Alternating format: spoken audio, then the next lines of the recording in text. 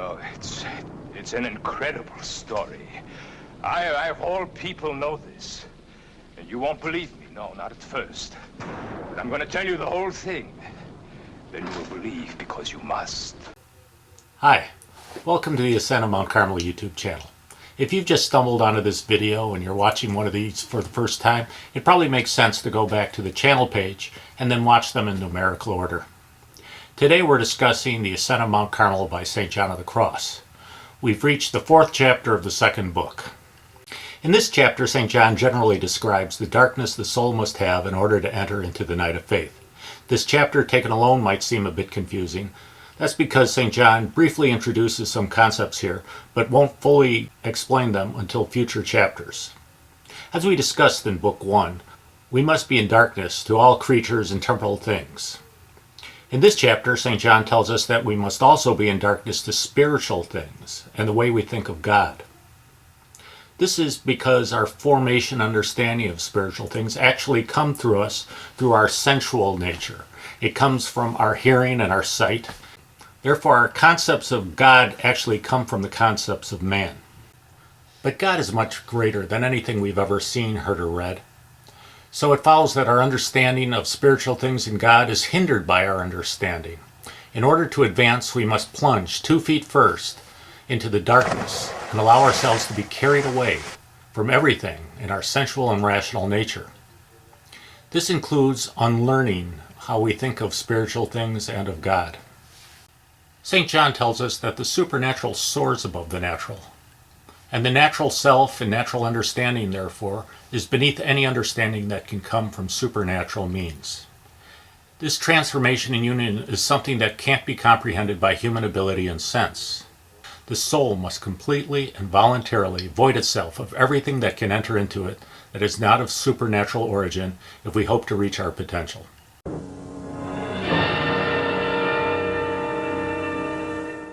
In future chapters, St. John will tell us and describe how we must remain detached even if we do have certain supernatural experiences. But God will do what He will do with a soul that is resigned, annihilated, and detached. Some homeschooling families advocate an educational method in philosophy that advocates the student-chosen activities as a primary means of learning. This is called unschooling. They believe that learning is enhanced when the students select and guide the manner in which they learn.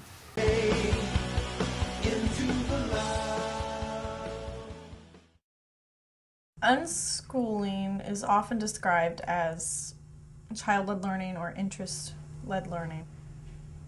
Basically, adults should set up the environment and stay out of the way, that the child has within him or her the capacity to learn, and the adult's job was to set up the environment so that they could sort of explore things. St. John is advocating something like this for our ascent of Mount Carmel. We need to let faith guide our soul on our ascent. The worldly information that we've received all our lives has confused our soul and has lulled it into inaction. We need to allow our souls to soar.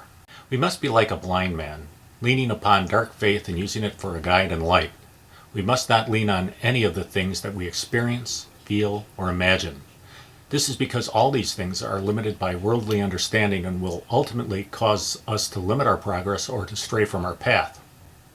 Faith is much greater than anything that we understand, experience, feel, or imagine, and it will lead us to something that is much greater.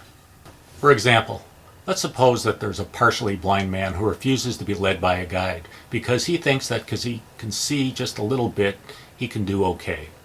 And because of his pride, he thinks that he'll do just fine to go in whatever direction that he can make out.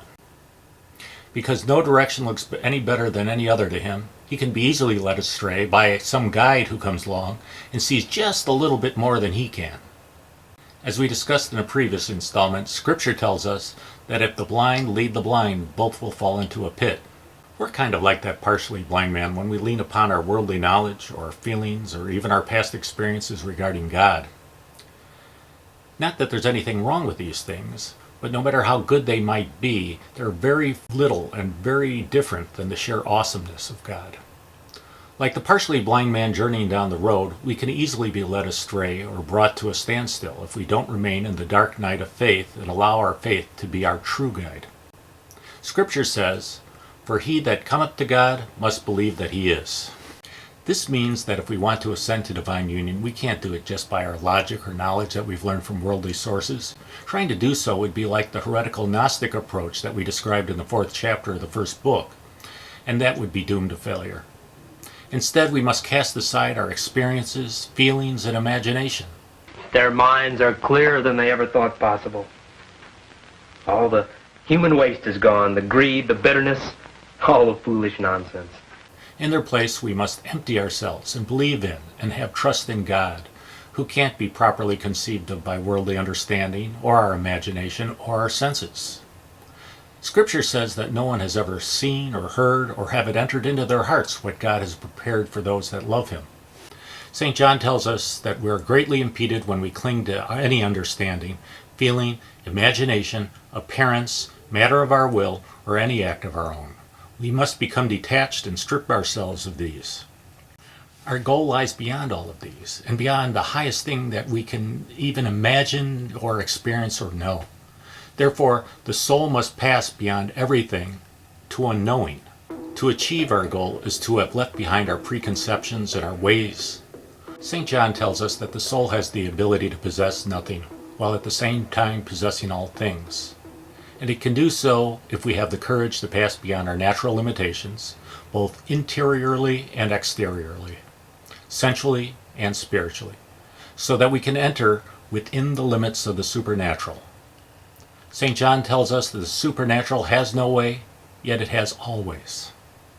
Leaving behind all that it experiences and feels both sensually and spiritually, and all that it is able to experience and feel in this life, the soul will desire to come to what surpasses all feelings and experience. To be able to reach the limits of the supernatural, we must be free and empty. We just can't grab on to anything that we receive sensually or spiritually. We must consider these things to be of little significance. Now, St. John will discuss this more in future chapters. We can't place any importance on whatever spiritual gifts we might have, because those things are just a drop of water in the ocean compared to the highest good. The soul must approach union in darkness and through faith, and in this way, faith will wondrously illumine it.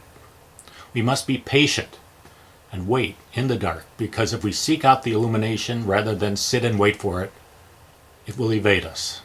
By blinding ourselves of our worldly and spiritual faculties, our souls will receive supernatural light.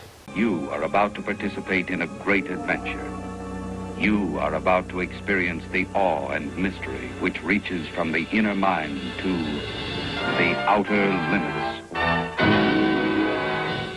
And Jesus said, "For judgment I am come into this world, and they who see not may see, and they who see may become blind." This scripture verse indicates that where we allow the soul to be in darkness and blinded in regard to all worldly nights, we will allow it to see supernaturally.